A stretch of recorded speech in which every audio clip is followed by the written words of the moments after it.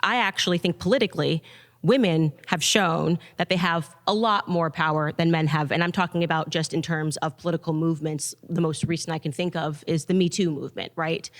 If a bunch of women get together and complain about a man and refer to the patriarchy and scream, generally speaking, and let me know if you agree, the media will celebrate that. If a bunch of men got together and were shrieking and speaking about women, generally speaking, the media would call them all white supremacists and say that we had a misogyny problem and that things were really wrong in society. Women are allowed to be more vocal in general about problems than men are. Well, let me speak to that. Mm-hmm. When we're talking about government and media, these are two different things. So under the denotative definition of a patriarchy, by the percentages that are occupied in the government, which is majority male, defines us as a patriarchy. Now, when it comes to for capitalism, for marketing purposes and control, for capital and revenue, that is a totally different conversation. But who's making the laws? I don't think that women are the ones voting to have their reproductive rights taken away,